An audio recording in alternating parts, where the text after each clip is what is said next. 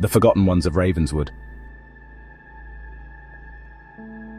In the summer of 1882, the small town of Ravenswood, Tennessee, became the site of an unspeakable horror.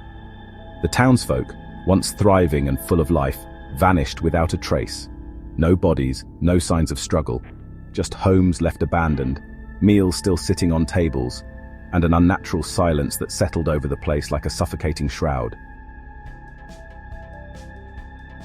Dr. Elias Henshaw, a historian and investigator of strange occurrences, arrived in Ravenswood on August 3rd, determined to uncover the truth. He carried with him only a leather-bound journal, a lantern, and a revolver. The stories he had heard of Ravenswood chilled him, but curiosity drove him forward. The town was eerily preserved, as if frozen in time. Storefronts stood untouched, the clock tower remained unmoving at 2:17 a.m., and chairs rocked gently on porches though there was no wind. Crows circled above, their caws the only sound in the dead town.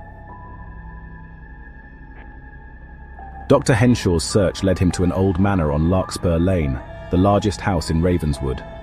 Inside, the air was thick with the scent of decay. The wallpaper peeled in long curling strips, and deep scratches marred the wooden floors. A grand piano stood in the parlor, yet when he approached, its keys pressed down on their own, releasing a discordant melody. His journal recorded it all, the whispers from the walls, the shadows that shifted though nothing moved, and most chillingly, the feeling that something was watching him. In a child's bedroom, he found a diary belonging to Abigail Moore, dated July 1882. The entries began innocently, playing in the meadows, tending to the chickens, but soon turned ominous. Mother says to ignore the man in the fields, but he watches. He never moves, never blinks.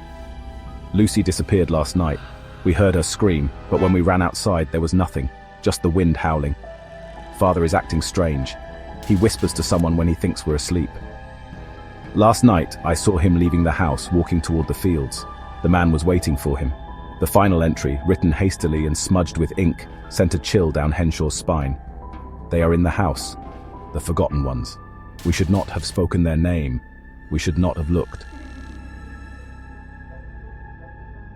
That night, as Henshaw tried to rest in the manor, the house came alive. The whispers turned into murmurs, then into voices. The walls trembled. The air grew thick with an oppressive force. Then he saw them. Figures, barely human, with hollow eyes and gaping mouths, slithered from the shadows. They emerged from the corners of the room, their movements jerky and unnatural. The temperature dropped, his breath turning to mist. A voice, deep and guttural, rasped in his ear. "You should not be here." Henshaw ran, the house warping around him, doors leading nowhere, halls stretching endlessly. He burst outside into the night, the figures lingering in the windows, their sunken faces watching. Days later, a search party arrived in Ravenswood after Henshaw's letters to a colleague stopped. They found his journal on the steps of the manor, the final entry scrawled in frantic handwriting. "They are real. The Forgotten Ones are real. They took the town. They will take me. Burn this place. Do not look for me." Henshaw was never seen again. The town of Ravenswood was razed to the ground, yet whispers of figures wandering its ashes persist. To this day, travelers report seeing a town in the distance that does not exist on any map, its windows flickering with lantern light. And if you listen closely, you may hear the faintest sound of a child's voice whispering from the wind. You should not have looked. The Cursed Bells of Blackmore Asylum. In the autumn of 1891, Blackmore Asylum loomed over the hills of Massachusetts like a rotting corpse. The facility, meant to house the mentally ill, was infamous for its cruel treatments and the eerie tolling of its great iron bells, which rang at random hours, even when no one touched them. Locals whispered that something unnatural lurked behind its stone walls, something that should never have been awakened. Dr. Victor Halloway, a skeptical psychiatrist from Boston, arrived at Blackmore with the goal of debunking the superstitions surrounding the asylum. He had read reports of mass disappearances among both patients and staff. Most concerning was the last recorded message from the asylum's director, scrawled in a letter dated October 13, 1889. "We have made a grave mistake. The bells will not be silenced. It is awake. God help us all." Upon arriving, Halloway found the asylum abandoned, yet unnervingly intact. Files lay scattered across desks, half-eaten meals rotted in the dining hall, and the personal belongings of patients remained undisturbed. The staff and inmates had simply vanished.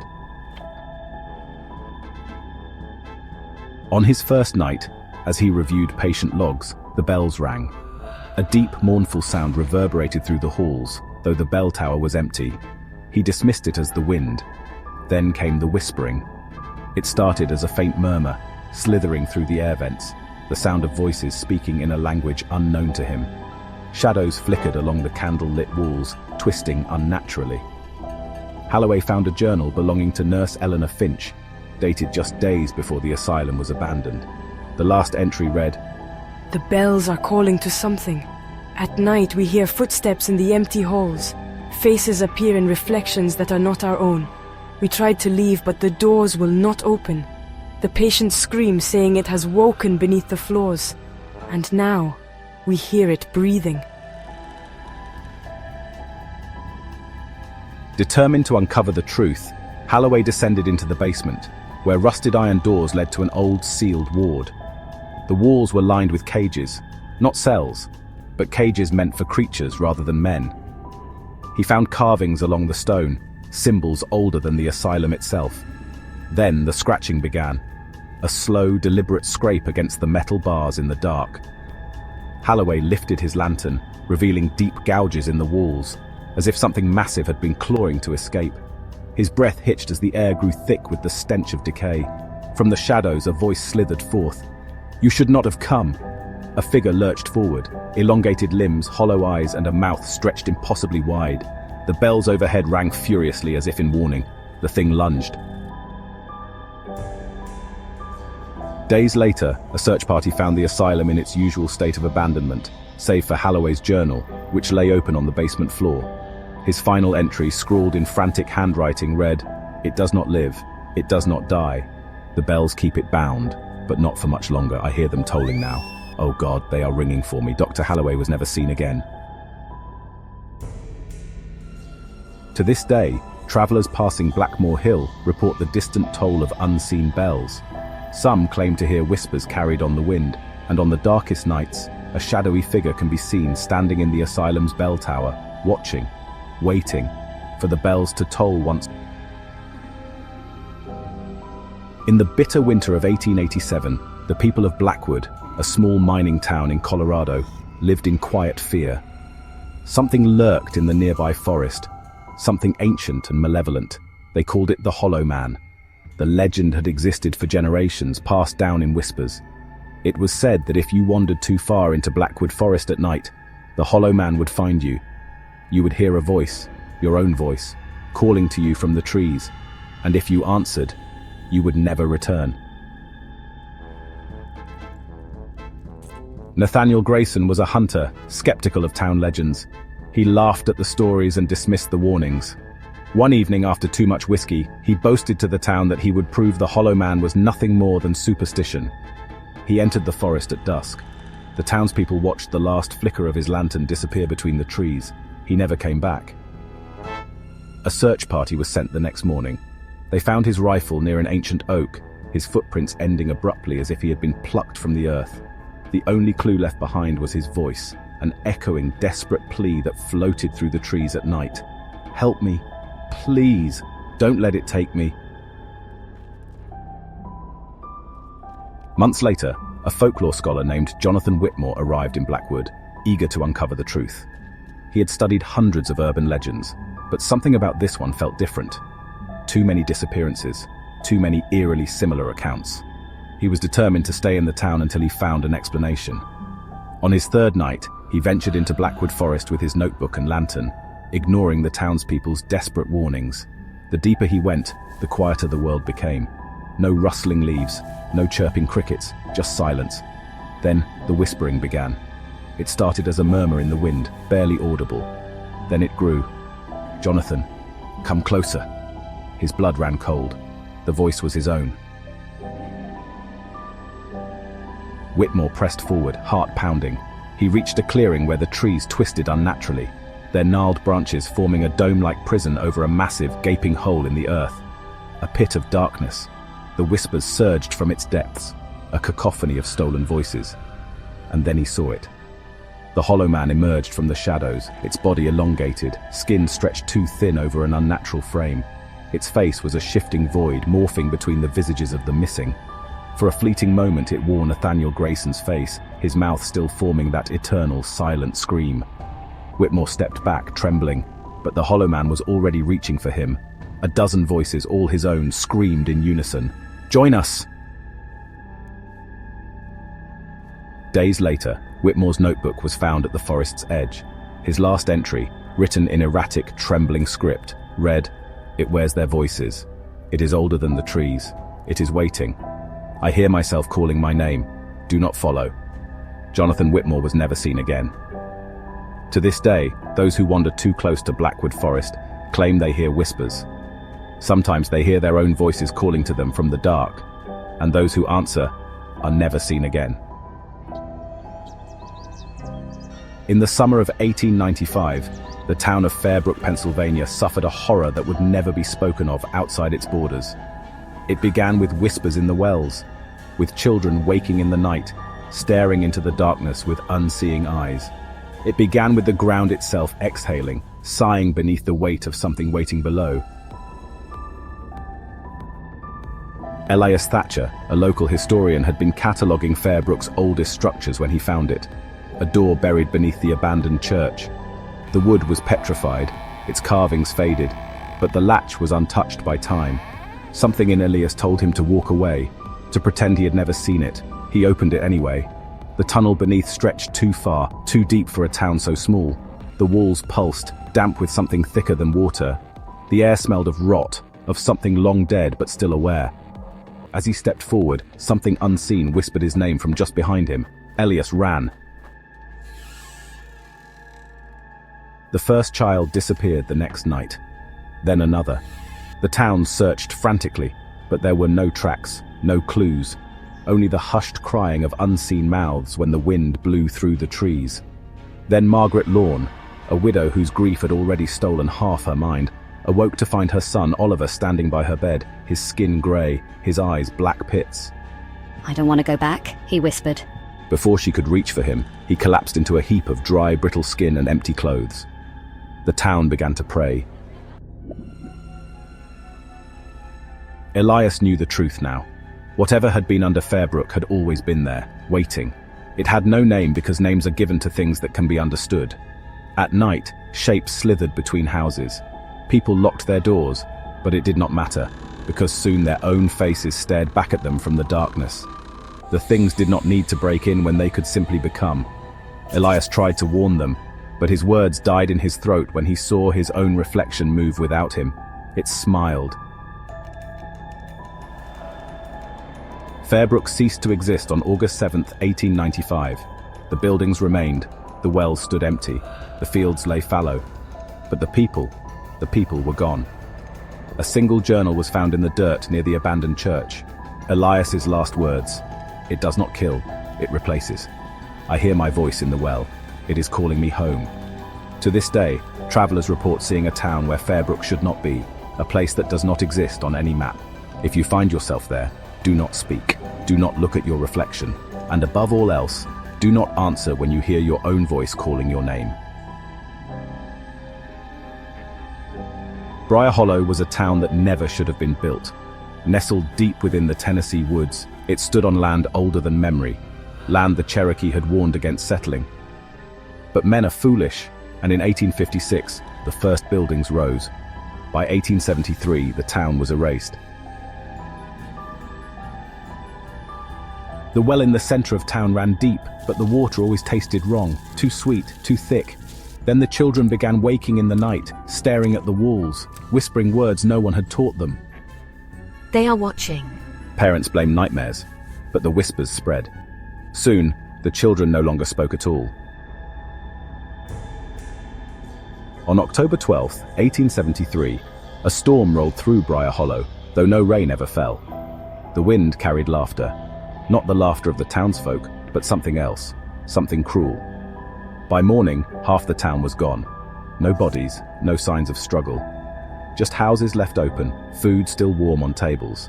Those who remained tried to flee. They never made it past the tree line.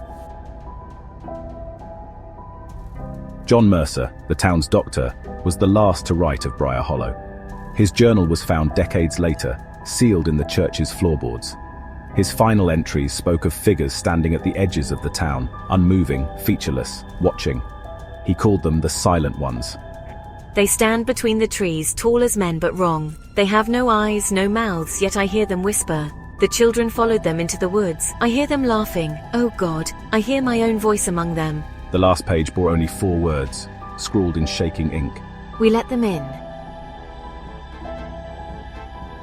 Briar Hollow no longer appears on maps.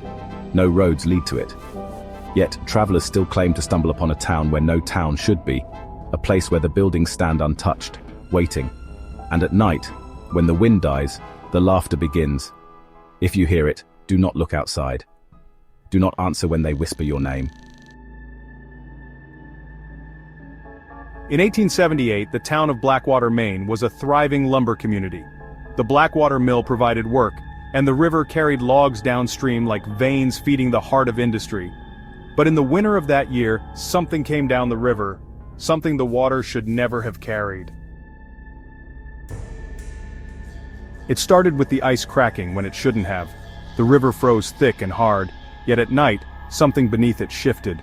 Henry Calloway, a mill worker, swore he saw a figure under the ice, long-limbed, its mouth open in a silent scream. Days later, the first man went missing, then another. Their footprints led to the riverbank, but never away. The town's priest, Father Alden, claimed an old sin had returned to haunt them. Decades ago, Blackwater's founders had drowned a stranger, a drifter accused of witchcraft. His body was never found, swallowed by the river. Now something walked among them, waterlogged and pale, leaving wet footprints that never dried. At night, townsfolk heard the sound of something dragging itself across their floors, though their doors remained locked. On February 3, 1879, the river swelled. The mill flooded. The town awoke to screams as figures rose from the water, faces bloated and eyeless, mouths still moving. They took those who had seen them. They took those who had spoken of them. By morning, Blackwater was abandoned, save for one man, Father Alden, found kneeling by the river, his eyes wide and unseeing. His journal lay open beside him, his last entry smudged by water. It was never just one. The river carries them all. We should have left. Today, Blackwater is gone, reclaimed by the woods. But the mill remains, rotting on the river's edge. Some nights, travelers hear the old water wheel turning, though the river no longer runs. And if you listen closely, you can hear the wet slap of footsteps behind you just before the whisper comes. In the winter of 1874, deep in the Appalachian wilderness, there existed a forgotten town named Black Hollow. Few records of it remain, but whispers of its cursed fate have lingered for generations. Those who dared to explore its ruins never returned, and those who lived to tell of their encounters spoke only in terrified murmurs. Thomas Whitaker was a journalist from New York, eager to chronicle the legends of America's most haunted places. He had heard whispers of Black Hollow, a town that had vanished overnight. No graves, no bodies, just remnants of homes abandoned in eerie silence. On December 12th, Whitaker set out with a lantern, a journal, and a revolver for protection. As he neared the hollow, an unnatural fog clung to the ground. The trees were barren, their skeletal branches reaching out like twisted fingers. The silence was suffocating. No birds, no rustling leaves, just the crunch of his boots against the frozen earth. Black Hollow stood as if time had stopped. Homes lay in disrepair, doors left open, belongings scattered as if people had fled mid-meal. At the center of town, a church stood with its doors ajar. Inside, pews were overturned, and a massive claw mark was carved into the altar. He found journals left behind, all recounting the same thing. A figure watching from the woods, scratching at their doors at night, whispering in an unknown language. The entries stopped abruptly on January 7th, 1854. That was the day Black Hollow ceased to exist. As darkness fell, Whitaker decided to stay overnight in the mayor's house. an eerie structure with dust-covered furniture and an untouched meal on the dining table. He lit a lantern and set up his writing materials. Then came the first sound, a low whisper, curling through the broken windows. It was neither male nor female, neither young nor old, just a voice, rasping, insidious. He gripped his revolver. The whispering grew into a chant. Footsteps echoed outside, circling the house. Shadows stretched unnaturally against the walls, shifting as if they had a mind of their own. The doorknob twisted. The air grew frigid. A clawed hand, pale, impossibly long fingers, wrapped around the doorframe. Whitaker's breath hitched as it stepped inside. A figure cloaked in darkness, its face obscured but for the gleam of jagged teeth. Its limbs were long, too long, bending in ways that defied nature. He fired. The bullet passed through as if through mist. The thing laughed, a sound that curdled his blood. A voice slithered into his mind. "You should not be here." Whitaker ran, out the door into the church. The fog thickened, shapes moving within. He stumbled to the altar, searching for anything to stop the horror pursuing him. A book lay open, its pages inscribed with symbols. He did not understand them, but his fingers traced a phrase over and over. With a deafening shriek, the figure lunged, but the words burned bright. The creature recoiled, its scream tearing through the hollow. The fog lifted, the church trembled. Then, all was silent. Days later, a search party found Whitaker's journal outside the ruins of Black Hollow. Its final entry was scrawled in a trembling hand. "It watches still. I fear I did not banish it, only freed it." No trace of Thomas Whitaker was ever found. To this day, travelers speak of a shadow moving through the Appalachian woods, of whispers in the night, and of a figure with jagged teeth, waiting for the next soul foolish enough to enter Black Hollow.